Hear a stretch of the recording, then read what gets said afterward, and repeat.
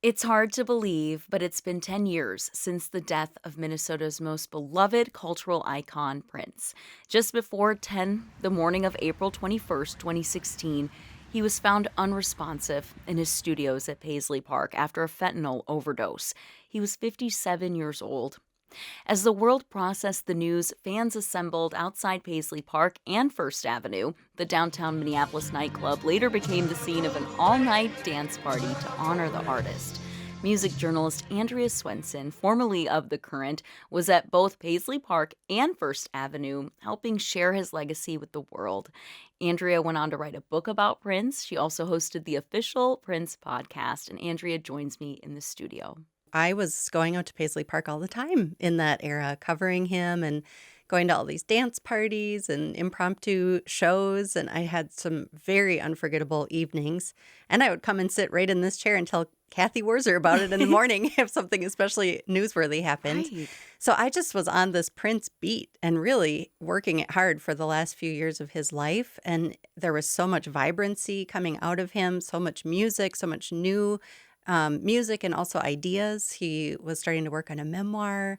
He was starting a new kind of tour, the piano and a microphone tour. So the idea to go from that much momentum and excitement to this awful, just shattering news was it was just undescribable, really. But yeah, we got a tip that morning. And I started heading out to Chanhassen right away and ended up being one of the first people out there. And of course, we were all trying to disprove the rumor, hoping that this isn't true. And then when it really hit that it was, then the whole world descended on that chain link fence outside of Paisley Park. They were, I was there when they put up the first flower and put up the first balloon and then my phone started ringing nonstop all day. I remember coming on NPR News, and then pretty soon I was on Irish public radio and Australian public radio and the BBC. And, this news truly was a global moment of heartache and grief and loss. And it just kept going all day long. And I remember around maybe 1 in the afternoon. I mean, at this point, only a couple of hours had passed since we confirmed the news. There was a discussion starting, and I was on, email threads about it from my spot in the lawn in Chanhassen. And they said, here at the Current, they had this idea we should do something. I think everyone immediately knew something was going to happen and that there was this kind of gravitational force pulling people towards First Avenue. So they actually borrowed all of that equipment from the University of Minnesota's Spring Jam that was happening that weekend. And they set up a festival to the scale of Rock the Garden in an afternoon. And they got a house band that somehow learned all these Prince songs on the fly. They got tons of really talented vocalists to come in and take turns singing. You heard Chastity Brown singing Purple Rain there. That was one of my favorite moments. When I was in the crowd, I remember all of a sudden the whole crowd just parted down the middle and Lizzo came in because she had just gotten off a plane and literally went from the airport to this stage in the middle of the street to sing the beautiful ones to everybody. And it was just one of those moments where there was no ego, there was no, conflict. It was everyone just knew that this had to happen and it somehow did. And they willed it into an existence. And it was so cathartic and so healing for all of the people that were downtown. And people stayed for a long time. I mean, I think the street party maybe ended around 10 or 11, but then First Avenue opened up their doors after they had some other concert that, wasn't Prince related that happened that night. And as soon as that crowd let out, they just let people in. And they had DJs playing Prince songs. And I think I was there until 3 or 4 in the morning because I just didn't want to go home. And it felt so good to be around other people and to listen to all that music and just to feel one of those once in a lifetime experiences of being part of this community. And Andrea, your reporting was so extensive on Prince. So you actually formed a bond with him. And it's so cool to think about because he was sort of enigmatic, people say, all the different things, but it seems that he just had a lot of kindness in his heart. And I wonder how your professional relationship sort of began and how you came to know him. I found him to be very warm. I'll say that right off the bat. It all was so funny and so Prince in hindsight. So I went down to the Dakota Jazz Club to review a concert that he was doing. It was 6 different shows of rehearsals with different bands that he was working with at the time, NPG and then his new band, Third Eye Girl. And I went to one of the NPG shows, and they were very strict about not being allowed to have your phones. And that was one of the first times where any artist had really asked no phones. And they wouldn't allow a camera person from, the Current to come in. So I thought, okay, I'm going to draw a little doodle in my notebook and then kind of in a tongue-in-cheek way say, this is Prince playing at the Dakota. And it was, I'm no artist, literally a doodle. And I posted it with my review. And then the next morning, I got this email from his manager, which many years later I was able to piece together actually was coming from Prince himself. And it said, Prince likes your drawing and he would like to own it. Can he have it? Wow. And I thought, he would like to own it. What does that mean? It's in my notebook. Does he want my notebook? You're like, I got to get my story done. I need these notes. So I scanned it in and I emailed it to him. And I guess I was wheeling and dealing a little bit. And I said, if I'm going to give this to you, can I come back tonight and see the show again? And I got to go see the debut of Third Eye Girl, their first show ever, and met a lot of people from the Prince universe that night. And then a little while later, not very long, he sent one of his bands, Third Eye Girl, to be interviewed by me in the Current studios. And it was very clear that this was all being set up by Prince and that he wanted me to do it. And then I started getting more invitations to things that he was doing at Paisley, and then eventually met him. And that was a whole surreal evening that I'm still processing, I think. But I found him to be so warm and sweet and tender with me. He was teasing me a little bit. He was keeping me on my toes, but he was also just so gentle. And I really became immediately disarmed by him, and I really enjoyed talking to him. We probably talked, off and on over the course of an hour and a half, 2 hours at this meeting that we were having. And he was playing me all of this new music. And then, of course, as he did to so many people, he pulled a prank on me right before I left, which was he led me into this NPG room that he has at Paisley Park. And there was a band playing kind of just like instrumental music. And he reached out his hand and he said, would you like to dance? And I'm sure that I turned beet red. And before I could do anything, he whipped his hand away and he was like, just kidding. And then he did it again as I'm still, frozen. And he was like, no, really. Do you want to dance? And then he said, just kidding again. And he slapped his leg and just kind of circled around me and was laughing at me. And I was like, what is happening?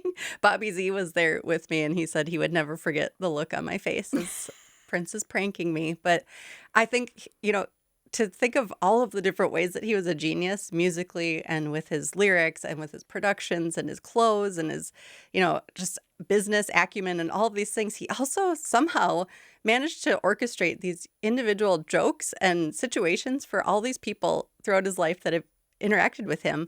And now we're left with hundreds of really funny, quirky Prince stories. And I just find that so wonderful. And I love hearing these little anecdotes from people because every single person has a different thing that he did to make them laugh or to try to put them at ease. There's an impact you have on the world at large, but also an impact it sounds like he had just on individual people's lives. And it sounds like for you and your career, this sort of maybe changed or gave your trajectory a different direction. Absolutely. I mean, looking back on it now, it really felt like he picked me up and turned me a different direction, Wow. gave me a little boost and said, there you go. And I think for me, it was, first of all, that I could speak authoritatively about someone as important as him. That was something that I had to get over myself, and that I had something to say.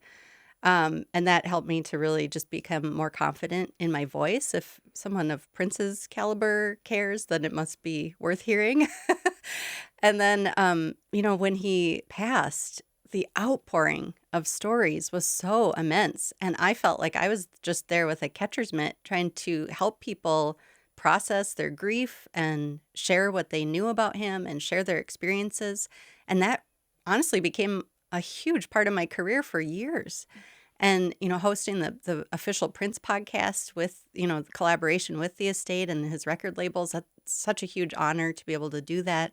And to really put into the permanent record, how this music was made and how he made decisions and what he was like to be around in the studio and what his work ethic was. I find it all just so important to document for future generations. And I really don't think that I would have had the confidence to do that if it wasn't for him, personally giving me this acknowledgement. And that's huge that he trusted you with that. That's amazing. I mean, people often say that Prince created the Minneapolis sound. And to your point about just chronicling his place in history and that level of meaningfulness for so many people, how would you describe his role in kind of creating the Minneapolis sound? I mean, every single other artist who is considered part of the Minneapolis Sound credits him with creating it. So that's really important. But I do think that all of this generation of artists that came out at this time, growing up in North Minneapolis and the Rondo neighborhood and South Minneapolis in the late 70s, playing these Battle of the Bands showcases together, and then being exposed to such a wide variety of music. These bands were primarily made up of young Black men, but they would go and play proms and dances and parties all across the city. So they had to learn all kinds of music. And they really had to connect with this, primarily white audience that they were serving at that time, mostly teenagers. So they learned all the radio hits. And then it blended with their background. With some of them had, fathers who were in blues bands and jazz bands and swing bands. And you take that Black influence from the communities that they came out of and mash it together with, whatever KQ was playing back in the 70s. And that's the Minneapolis sound. And I think also with the, advent of really cutting edge synthesizers and technology with drum machines, Prince was a kind of an early adopter, as we would say now, of a lot of that technology. So you swirl all that together with these, mixture of musical influences, and that's how he did it. But the fact that he was so bold with it and brave with it at a time when the industry really wanted to categorize artists based on their race and based on their background, and the fact that he, at 17 years old said, "I make music for all people, don't box me in." That is what made him so groundbreaking, that he found this kind of music and then he insisted that he should be allowed to play anything that he wants. And he did. I mean, you look at his discography, he touched every style of music that you can imagine.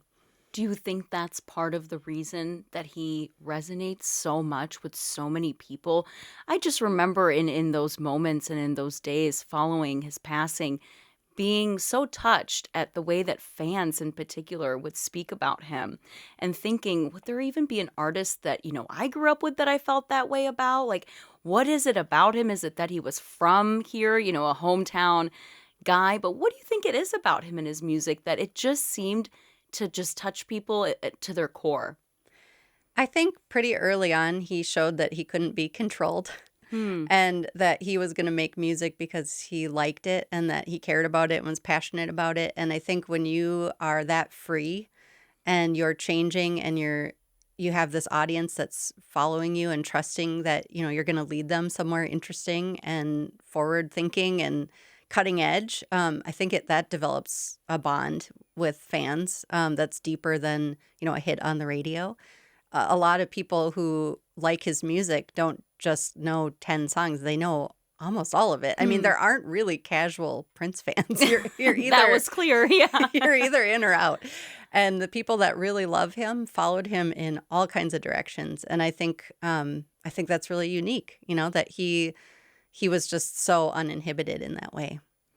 And he was only 57 years old, which is so young. And you mentioned that there were other things that were on his heart and on his mind that he was wanting to accomplish.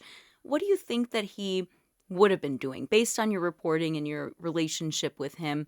What do you think that would have come if he were still with us? Well, the huge loss immediately was that he started and did not complete a memoir. Right. That was very important to him to be able to tell his story on his own terms, because there's just been so much conjecture and rumors around, why he did things and conflicting, stories from other people. And he really wanted to set the record straight. And he said that to his co-memoirist, Dan Peipenbring, who, worked with him for a very short period of time. They got, I think, something like 30 handwritten pages down.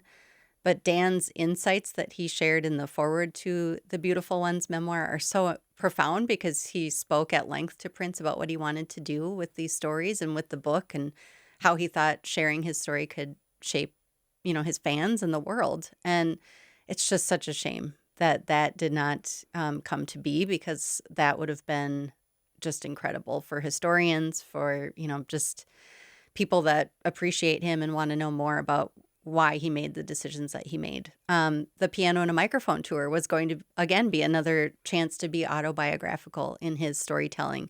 It was so stunning to see him sharing personal stories from the stage. I saw the gala that he put on at Paisley Park 3 months before he died, and he was really debuting this format.